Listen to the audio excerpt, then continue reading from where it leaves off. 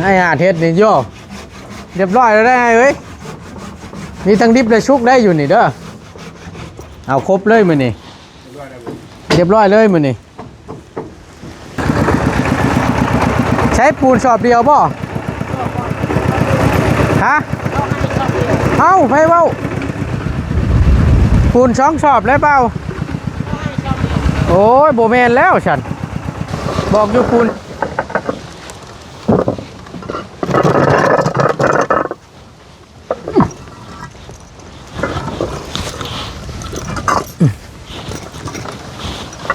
โอ้ยบ่ได้เลยตู้เอ้ย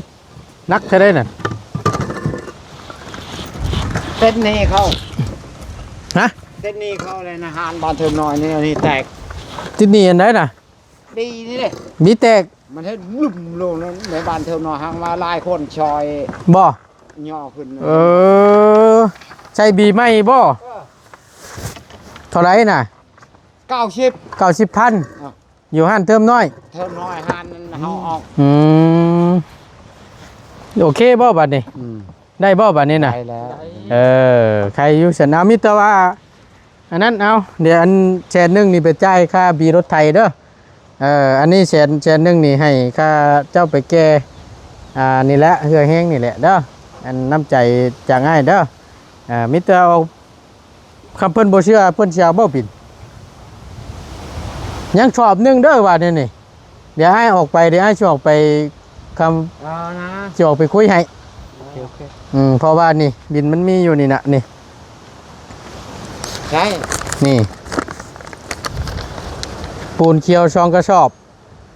เขาจ่ายเงินเรียบร้อยเลยนี่150,000นี่สอบ175ทีนี้ถ้าออกไปพร้อมกับค่อยก็ได้กับ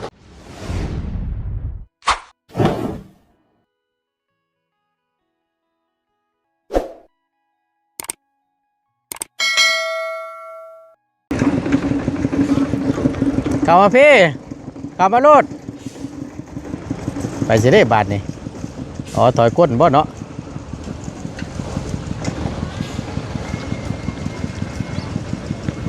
มาพอดีทั้งประตูหาทั้งลูกชายของเมตู้แต่กับพ่อตู้ออกมานำเหมือนนี่ 2 คนออกมากับหลานแล้วเนาะมาพี่ตู้มาพี่รถเด้อ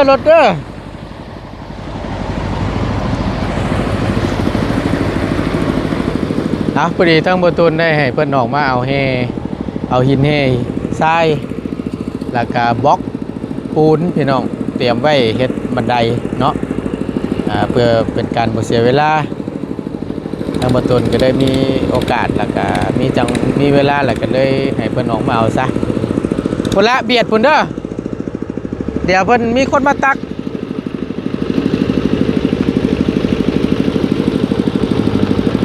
ไถสิ่งแล้วนี่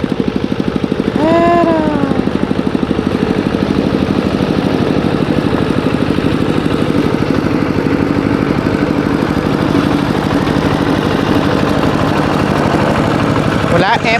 มันรถเวลาตักขึ้นมันยกขึ้นมันจะง่าย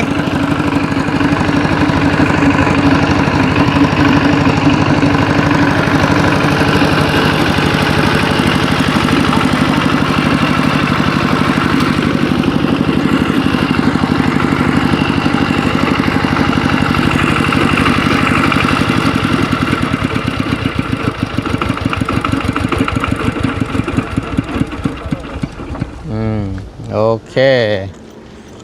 เนาะเดี๋ยวจังหน่อยลูกน้องเพิ่นมาเปาะมิแต่ว่ารถเพิ่นเอาดินมาถมบ่เนาะโอ้ได้บ่สบายดีเด้อตัวเด้อสบายดีเด้อคันใหญ่แท้นี่ไล่ไปถมเลื่อนเทือนเด้เนาะตัวเนาะขีดินนี่เนาะ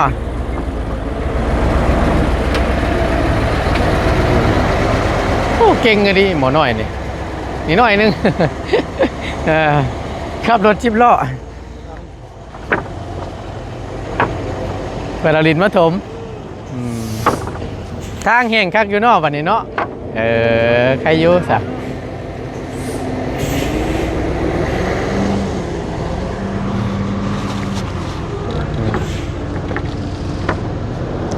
ไปถ่ายอยู่ห่มประตูเอ้ยถ่ายอยู่ห่มพุ่นละเดี๋ยวมันยังน่ะยังมันทางเงินบ่หลังคาบ่กำมันบ่ถอยติเป็นเบิ่งอยู่ดอกประตูระยะนี่พี่น้องโอเคเดี๋ยวประตูไหนมีแต่ว่าเขาตั้งขึ้นแล้วเพิ่นยกขึ้นได้เนาะตั้งใช้ในรถอะไรก็นั่นรถมันจังไงมันจังบ่ได้โจมลายรอบน้องเพิ่นมาล่ะ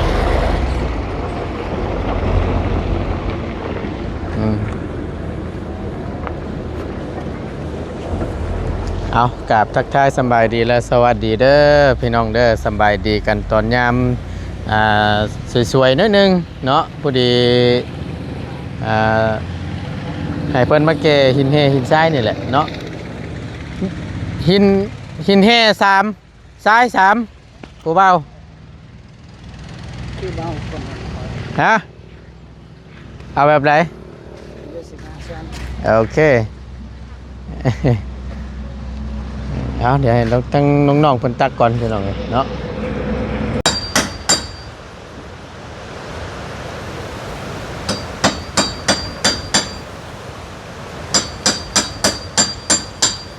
มาบาทนี้พี่น้องเนาะเข้ามาต่อกันพอดีทั้งประตูนก็ได้สั่งเฮสั่งไส้เขามาไว้ให้แล้วเนาะกับพอดีทั้งประตูนเขามาถ่าพี่น้องเลยมาอีกบาทนี้ป้าโตใหญ่ไม่เส้นแล้วใหญ่เส้นผ่าแล้วพี่น้องในระหว่างรอเนาะมีส่วนใดก็เฮ็ดไปก่อนพอดีตั้งประตูผ่านเข้ามาเมื่อกี้นี่ก็เห็นนั่นอันนั้นโยพี่น้องเห็นไม้พวกไม้เส้นไม้แป้นเนาะพวกไม้เส้นไม้แป้นก็ได้มาส่วนหนึ่งแล้วคาดว่ามือแรงเนาะมือแรงน่าจะได้ครบพี่น้องมือแรงน่าจะได้ครบประตูคิดว่าเนาะเดี๋ยวขึ้นไปเบิ่งประชมน้ำกันในระหว่างรอถ่ารถไถเพิ่นมาเอาบล็อกเอาปูนเฮทรายมาเดี๋ยวขึ้นไปเบิ่งต้องหาบันไดได้ดิเนาะเฮ็ดบันไดได้กำเฮ็ดแล้วนี่เริ่มบังทางขึ้นแล้วบาดนี้คักพี่น้องจ้างสายจวดรวดเร็วทันใจคักบาดเบิ่งประตูขึ้นเบิ่งก่อนบาดนี้พี่น้องฟู้ขวนิมูแล้วนี่เนาะคักแน่ดีถากต่อยอยู่สบายดีให้สบายดีตัวย้ายไว้เรียบร้อยบาดนี้ระหว่างรอเนาะทันตัวใดแม่นใส่ตัวนั้นก่อนเลยเฮาก็ตามให้ทันควันคือกันแหละโมเมนต์ยังพี่น้องเลยรอวงกบรอไม่แป้นปูรอไม่เส้นฝาเพราะว่าทั้งประตูเตรียมไว้ให้จับตัวนั้นใช้ก่อนนี่ตรงนี้แต่ว่าทางนั้นยังใส่วันได้อยู่ทางนี้รอให้แป้นมาก่อนเนาะเดี๋ยวเฮาสิออกไปเบิ่งช่วงแรงๆถ้าว่าเพิ่นนั่นแหละแม่นเฮาสิได้เตรียมให้เพิ่นแก้ไม่แป้นมาให้ก่อนบ่เนาะ3เพิ่นว่าหาไม่ครบพะนะยันว่าถ้าให้แบบเอามาแล้วก็กบปูถ่าเลยเห็นนะเพราะว่ามันก็2มื้อแล้วเห็นแล้วไม่เส้นนะเห็นประมาณทุกตัวบุมา7-8ตัวนี่แหละถ้าว่าจำบ่ผิดเข้ามาอยากมาส่งกับเพิ่นได้เพิ่นอยากมาส่งกับให้เพิ่นมาเนาะโดยบ่จำเป็นชื่อท่านั่นเนาะตัวมาเลยสิแปลกบ่งงบ่งงเลยบาดนี้นานไงมีรับฉีดบ่งานโยเป็นไปแล้วก็ยังเว้าอยู่ใส่มาเขามาเลยใส่มาแบบนี้แล้วแต่เขาทุกเทื่อบ่มานี่ได้ติมาเอามาฮับเอาบาดนี้ตุ๊เอ้ยฮับมาฮับนี่เด้อ ใช้ตู้กับตู้น้ำบัตรนี่ใช่เบิ่งแป๊บหนึงล่ะแป๊บหนึงตู้เอ้ยครับเนี่ยเอออุ้ยโอ้ยแกงไก่บ่ละหาทางขึ้นยากนี่เด้อบัดนี่เด้อเพิ่นสิเริ่มปิดเส้นปอกเส้นผ่าอะไรเออ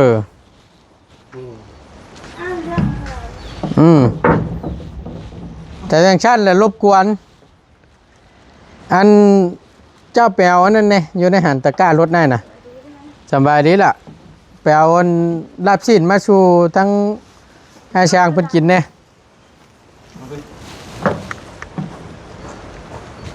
โอเคบ่ตูนชื่อลาบชิ้นมาชูเพิ่นกินเอาเฮ้ย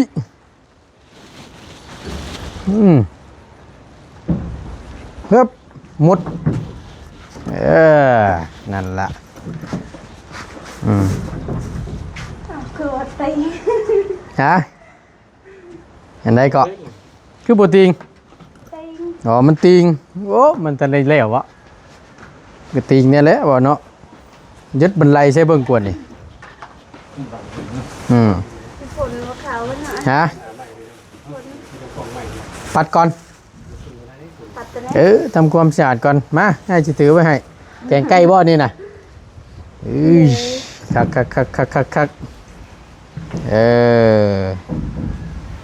ได้การปัดตัวนี้ ปัดไปทางใดก็ปัดรถเชียนรถมุมใดก็ได้แกงไก่ใส่กะหล่ำปีกระแซ่บคือกัน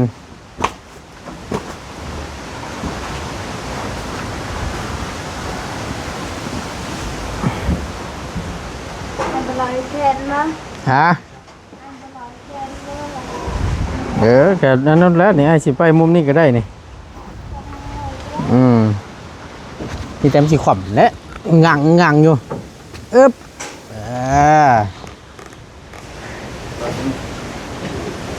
นั่นแหละ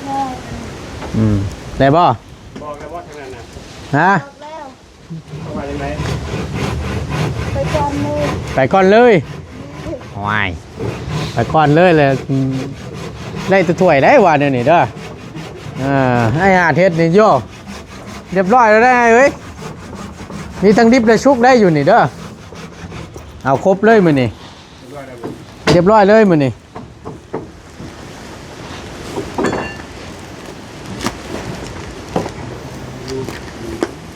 โทในมุงใหม่เว้ยลืมสังเกตแล้วอันนี้นะ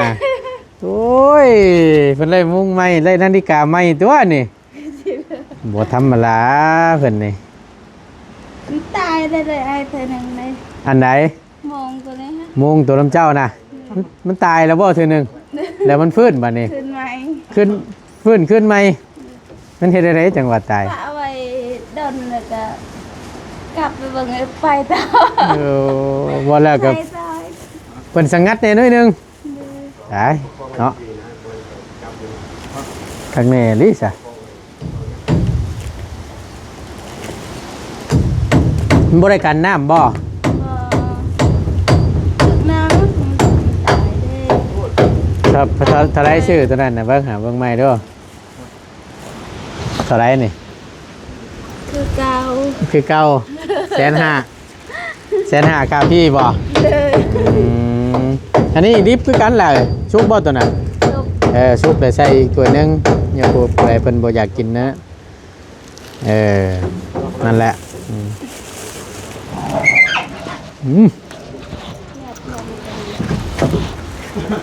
ต้มต้มกระดูก มีตู้ต้มกระดูก เลย โอ้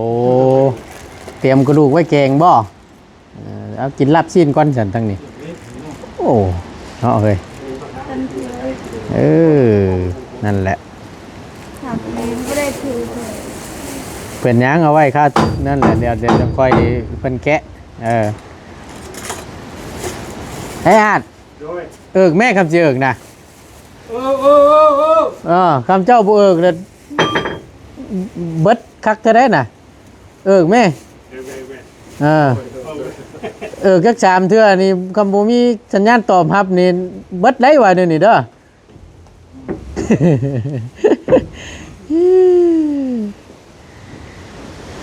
ทางเจ้ากินข้าวแล้ว กินแล้ว กินแล้วกินน้ำกันเด้อข้านกินโดดชื่อมาชูกันกินนั่นแหละ ยังไม่ได้ขอไก่กันยังเลย ฮะทอดไก่ ขอกันยังเลย ขั่วบ่นี่น่ะ พันลุงคนว่าใส่น้ำละลายได้เหรอ เอออืม แต่ว่าคือคมไม่น้ ฮะ ำแต่ว่าขมก็ใส่น้ำลายไปนะ ขั่วบ่ต้องใช้น้ำร้ายเลยอันนั่นกันจะเอิ้นว่าขั่ว แต่ว่าสดน้ำได้เหรอวะ อันนี้นี่ซ้ำว่าแกงได้นี่น่ะไปเบิ่นรถตู้เอิ้นบ่มาเบิดเลยว่าเดี๋ยวนี้ เพิ่น เครื่อง มันแม่นหยังอย่ามันคลายเครื่องหั่นนะพอดีสั่งเอาแบบสำเร็จรูปเลยยันว่าบ่มีเวลาที่ลาพี่น้องเลยเหตุการณ์เหตุงานอยู่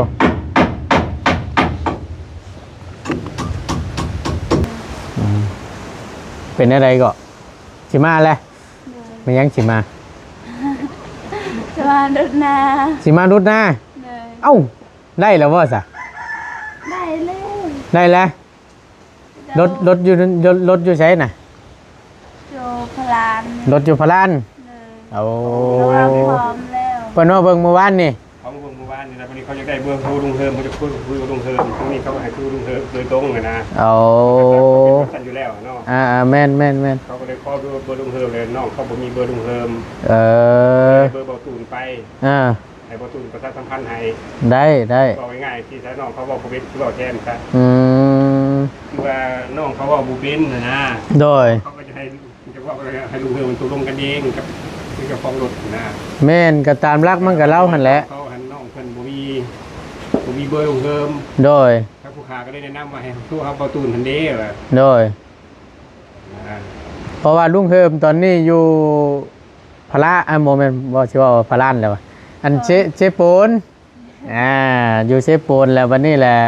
ช่วงนั้นพอดีทั้งลุงเฮิมก็ได้ให้ทั้งแม่น้องเพิ่นนี่แหละถามให้น้องเรื่องรุดให้รุดนาแล้ววันนี้แหละ เป็นดอก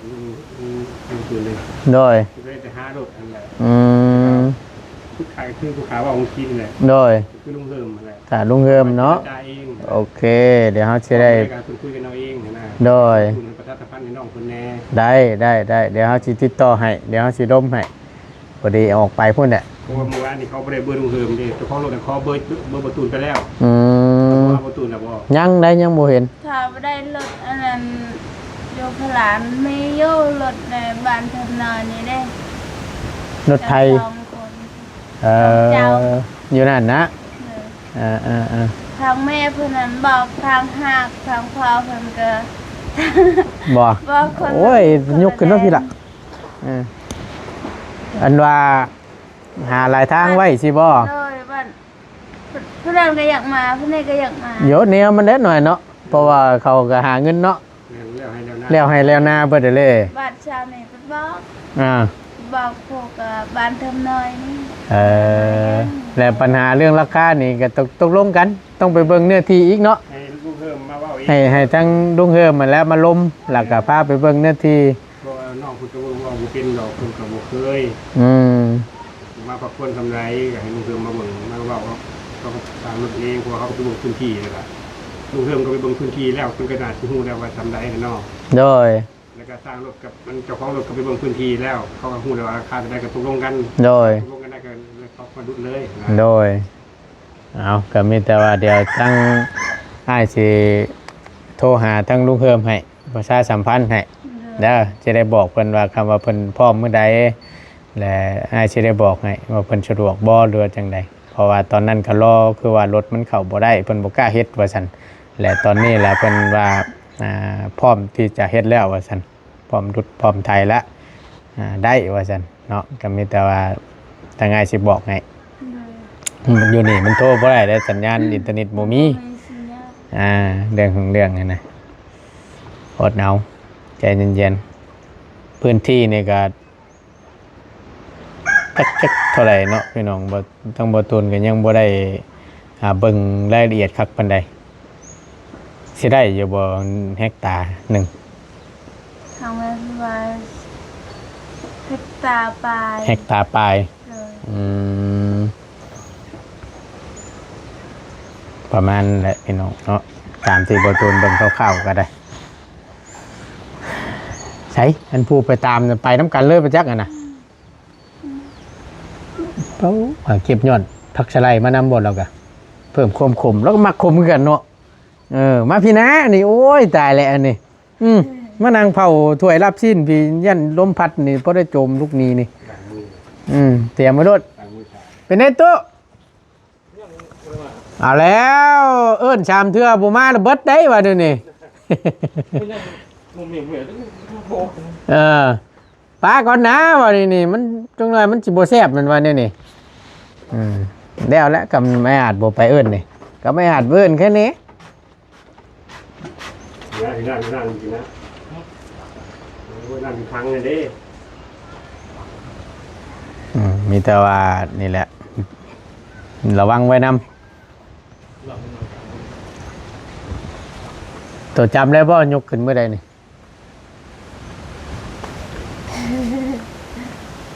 เฮ้ว่าซั่นจำได้บ่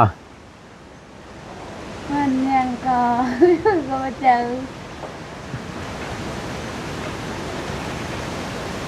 ได้จักมือแล้ว ไม่ได้นับเลย ฮะ จะจังมือได้ประมาณ4-5 มื้อนี่นะ แม่นตัวมาออกจากห้องหมอวันหยัง วันยังก็ วันที่หยัง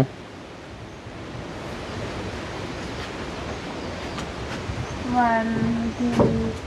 เห็นไหมที่หรือเปล่า ที่อย่างไอ้มันนี่ เขายังเก็บปูนนะผมส่งเลย มื้อนี้วันที่18 ที่18 โดย ที่12นี่ล่ะ ฮะ วันที่12-13วันนี้ ประมาณจังมือแล้วนี่ ก็มาเจอกัน ยกเคลื่อนย่อเคลื่อนวันที่14ตรงกับวันศุกร์15วันเสาร์16วันอาทิตย์17วันจันทร์18วันอังคาร ชีมือ เอายกกันนี่เด้อ14วันศุกร์บ่ตูนจำได้15วันเสาร์16วันอาทิตย์17วันจันทร์มื้อนี้วันอังคารเป็น5 มื้อ มื้อนี้ มื้อหนึงเด้นี่บ่ตูนไล่ตั้งแต่มื้อย่อพี่น้องมื้อยกมื้อย่อนี่แหละ เสร็จแล้วเลย 5 มื้อซื่อ นั่นแหละคือยังว่ากังวลอยู่ติแล้วนี่ตายรถเราอ่ะแล้วนี่ไอ้ก็สิขึ้นโน่นแล้วเราอ่ะก็จังว่านี่แล้วอ่ะฟังเบิ่งก่อน ๆ ว่ะ ใจอยู่ยันบ่ทันเรียกไป เพิ่นอยากมาร่วมยินดีน้ำพี่น้องเอ้ยทั้งน้องเพิ่นก็ได้เนาะเอาจังใดก็ให้เศร้าไว้ๆแหละทั้งนั้นก็ได้ก็เริ่มแล้วก่อยฝักฝืนมาจะได้แข่งเหือแข่งแห้งไวๆ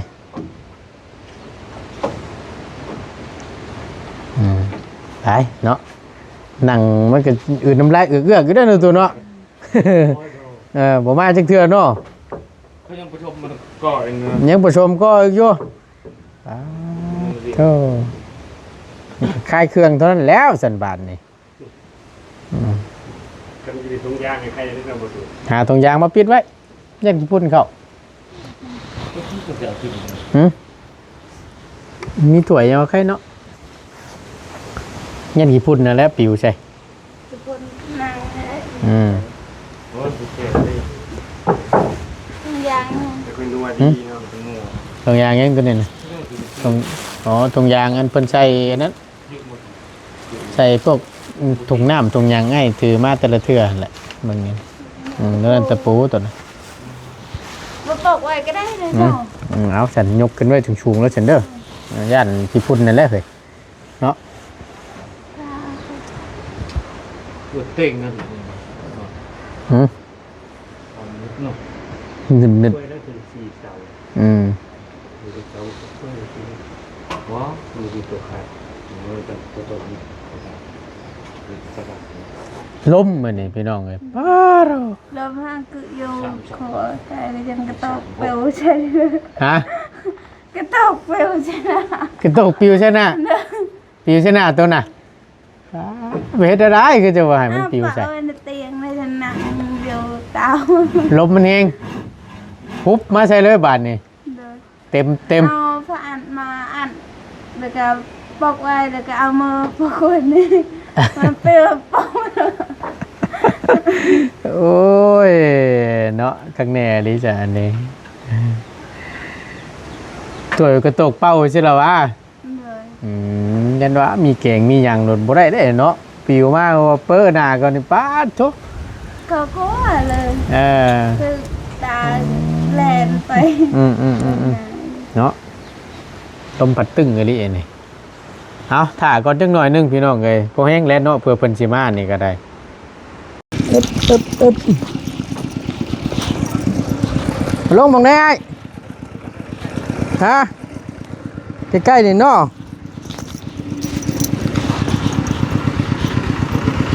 อึบมาไปได้ต่อยก้นบ่ติดรถนะบอกเฮ้ย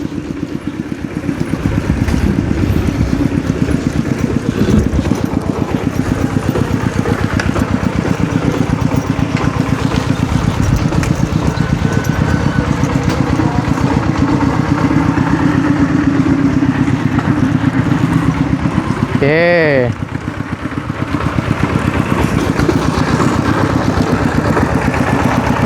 ใช้ปูนสอบเดียวบ่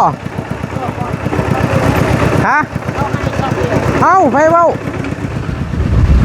ปูนช่องสอบแล้วเปล่าโอ้ยโบแมนแล้วฉันบอกอยู่ปูนช่องสอบว่ะ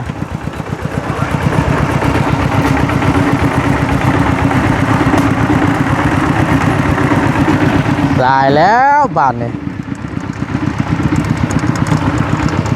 เขาให้สอบเดียวว่าตู้ปูนน่ะเขาบอกว่าปูนช่องสอบเด้อว่ะ พอแล้วเขาให้อันสองเขาให้ช่างเอาสอง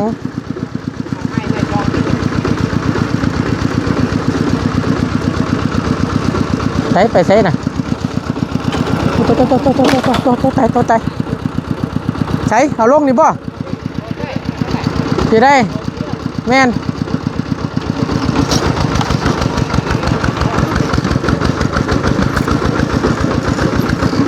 โอ้ยเป็นอะไรเนาะไม่ใหญ่นี่เนาะมาตูนสั่งอันนี้พี่น้องเลยสั่งใบบินก็จ่ายเงินอย่างเรียบร้อยเลยข้านตัวทางออกเลยเนาะทางเข้ามานั่น มาชก ลูกน้องคนบ่ พอแล้วลูกเราฮั่นน่ะผู้หญิงนั่นน่ะเอาให้ว่าใครชอบเดียวนี่เนาะเรียกว่าชอบเดียวเขาไม่อยาก บ้าว่าไปบอกอยู่ปูดช่องสอบยินแห่3ซ้าย3บล็อก35ก้อนเท่าว่ะ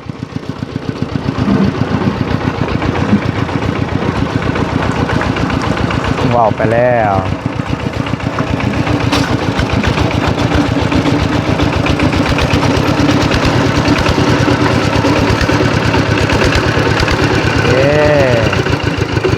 เพิ่นให้เจ้าชอบเรียวว่าติบ่แม่นแล้วเบิ่งไปเบิ่งบินก่อน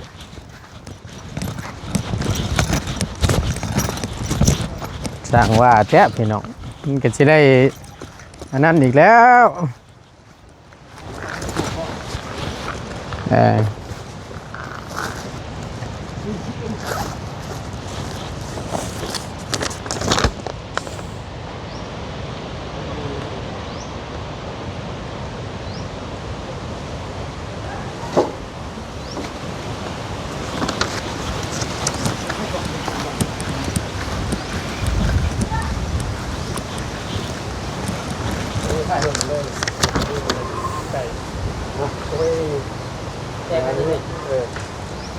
ปูนเคี้ยวนี่2กระสอบนี่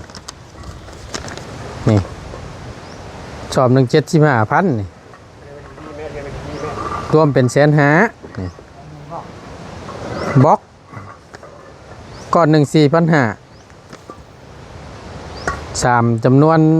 35บล็อกนี่ก็เฮ3สอบใช่3สอบจังได้คือจังว่าเอามาให้กันสอบเดียวเนาะโอ้บ่ได้ละยายบ่ได้ละ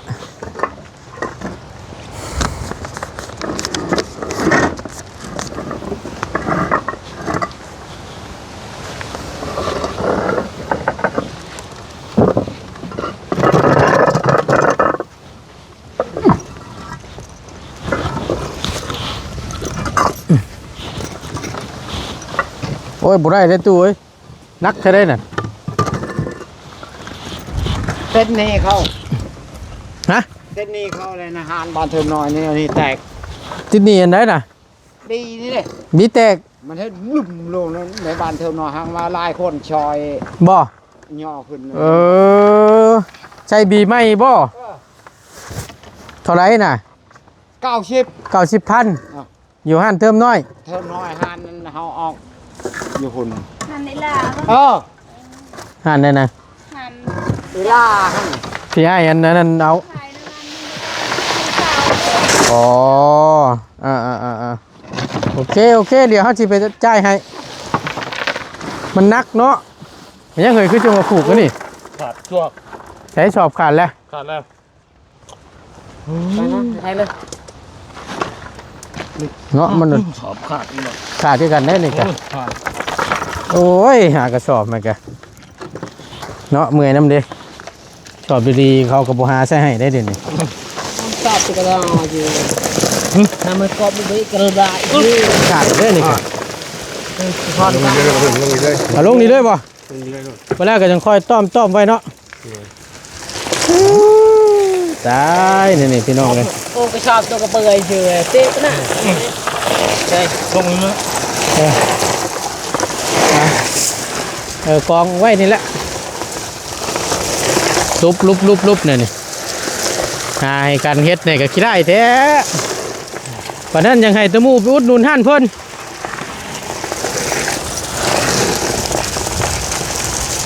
โอ้ย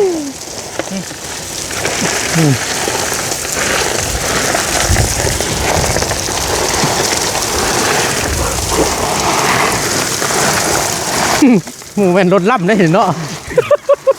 โอ้ยหัวจะหลอกพี่น้องกักแน่ลีนี่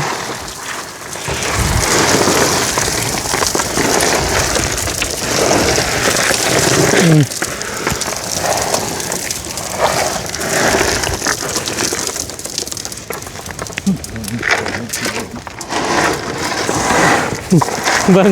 นี่สูตรนี่ก็ได้เฮือนรถไถแล้วนะเบิ้งนี่บกวดเมื่อยก็ได้นี่เอาเฮ็ดเบิ้งรถตัวนี้กะอ่าน มวยกวาดแล้วก็นี่ สักแน่ลีใช่มันสิได้กลับหมองไปเอาอีกแล้วสันน่ะนี่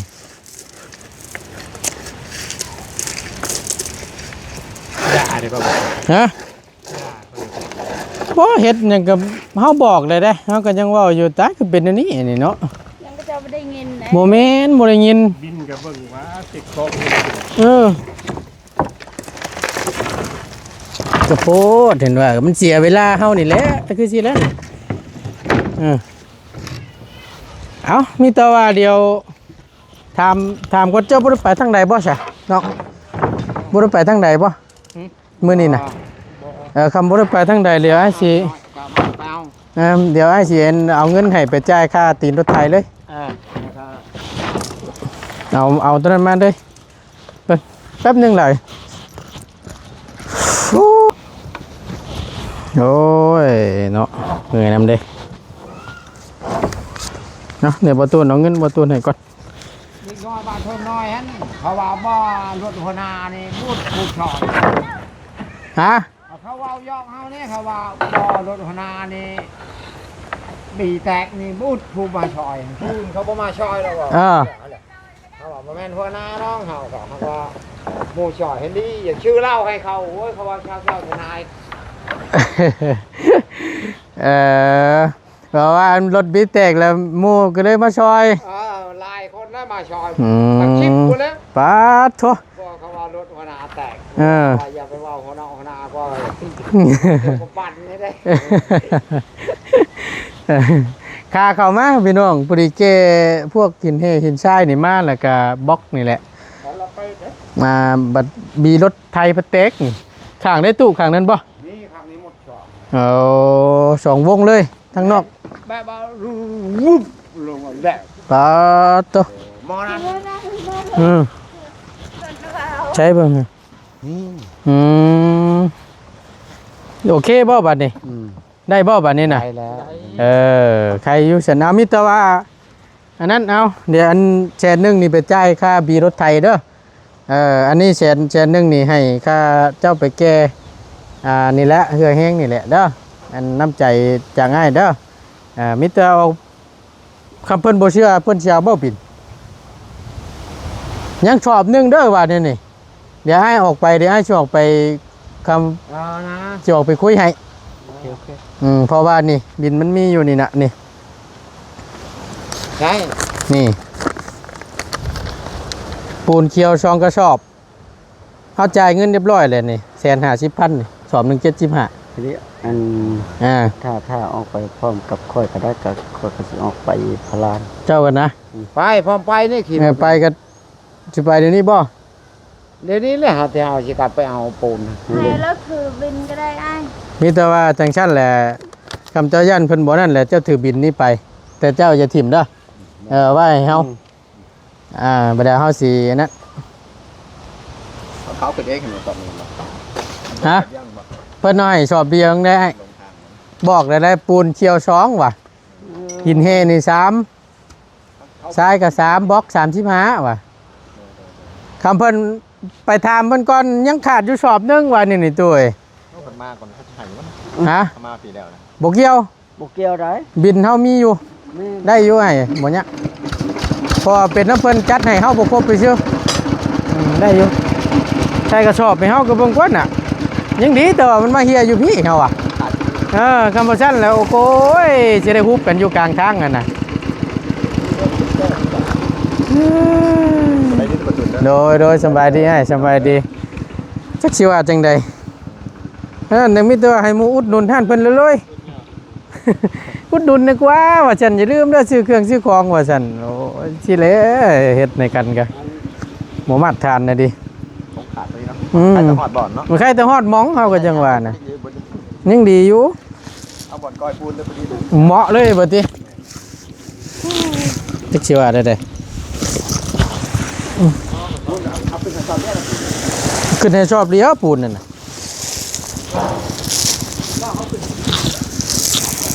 แต่ประตูล้างมือเขาเนี่ย โดย มียี่ทางไปแต่ บ่เฮียหรอกสิไปเฮียปานนั้นบ่เฮ้ยเห็นว่ากะ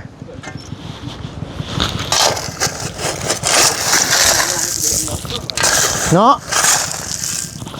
สอบเดียวเราก็เว่าอยู่เขาให้สอบเดียวนึงแล้วอ่ะ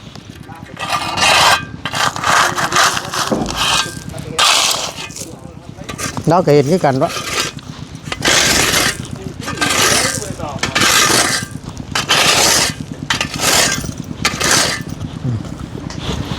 ใครมึงดีแต่มันมาเฮียอยู่พี่ตัวเต้นขาดมาตามทางนะพวกเองได้สิใหญ่มาแถวทาง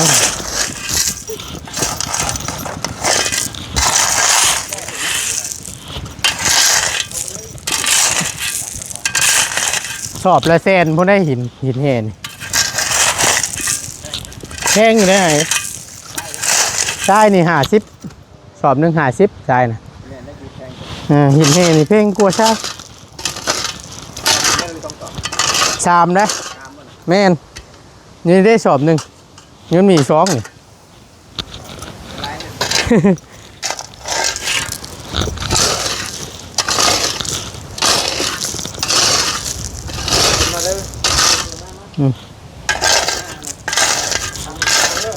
โดยเอา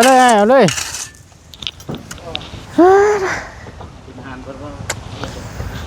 ที่ว่าจังใดดีแต่ว่ามันเฮียอยู่นี่พี่น้องได้เสียเวลาเลยเด้บัดนี้ โอเคพี่น้องเอ้ยทั้งบ่ตูนก็ห่านลืมมันเบิ่งบินจ้ำเมื่อกี้นี่เท่าไหร่ก็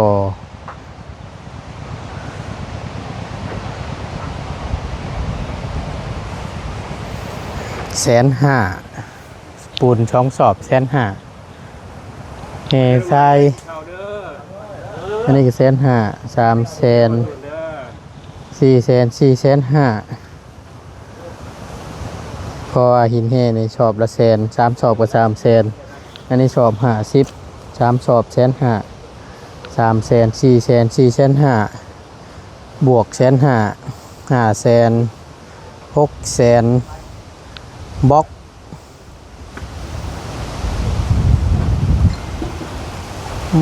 ลมมาดีพี่น้องเลยเดี๋ยวบ่ตุนสิไปเอาบินแล้วก็ให้แจ้งราคาว่ามันบัดเท่าไหร่พอทางบ่ตุนให้ประตูเพิ่นออกไปเอาแล้วเนาะให้ประตูเพิ่นออกไปเอาแล้วพอดีเพิ่นเอามาให้อยู่สอบหนึงว่าซั่นซะพี่มันฮ้อนลูกเลี้ย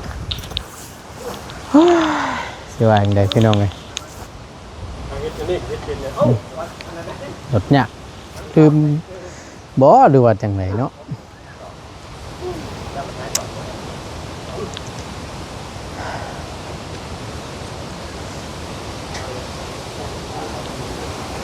เดี๋ยวจังว่ากันพี่น้องเอ้ยเนาะก่อนอื่นก็ทั้งบ่ตุนก็สิได้ขอจบคลิปปิดคลิปลงไว้เพียงส่ำนี้ก่อนเนาะก็คือในคลิปนี้กับผู้ดีทั้งบ่ตุนก็ได้ซื้อกับข้าวกับน้ำแล้วก็นำบล็อกปูนหินแห่หินทรายมาไว้ให้จัดเตรียมไว้ให้เพิ่นแล้วล่ะเนาะก็ได้ยายไม่เส้นปอกเส้นผ่าน้ำแน่แล้วก็รอบงกบทางบ่ยาวว่าสิขึ้นมามื้อนี้เนาะก็จะเป็นช่วงบ่ายๆพี่น้องคำว่าไล่ชุดนั้นมาแล้วก็ต้องตั้งบงกบนำแล้วบ่ตุนสิออกไปถามเบิ่งไม่เส้นแต่ว่าเพิ่นได้มาบ่แรงนี่ครบนี่ก็แม่นบ่ตูนสินะเอามาให้ทางง่ายเพิ่นครบก่อนนะพี่น้องมันจังบ่เสียเวลาแหละเพิ่นไล่มาครบแลจังค่อยมาชงบาทเดียวแล้วบ่ตูนสิจ่ายเงินให้เนาะเดี๋ยวบ่ตูนชี้แจงอีกทีนึงบ่ตูนลืมแล้วพี่น้องไอ้ตัวนี้ในชุดนี้บ่ตูนชื่อมาพวกหินแห่นี่ใช้แล้วก็บล็อกกับปูนเนาะเดี๋ยวบ่ตูนสิแจ้งอีกเทื่อนึงแบบเพื่อเป็นการบ่เสียเวลาทั้งบ่ตูนก็สิได้ขอจบคลิปปิดคลิปลงไว้เพียงส่ำนี้ก่อนขอบคุณหลายๆอยู่ดีมีแฮงพี่น้องทั้ง FC เนาะเบิดทุกผู้ทุกคนที่เป็นกำลังแห่งใจและที่ตามมาชมคลิปโดยบ่ข้ามโฆษณาสิ่งที่สำคัญสำหรับคลิปนี้บ่ตูนลาแล้วอยู่ดีมีแฮงพี่น้องเดี๋ยวรอบหน้าเนาะบ่ตูนชี้แจงรายละเอียดอีกเทื่อนึงเด้อพี่น้องเด้อสบายดีเด้อไป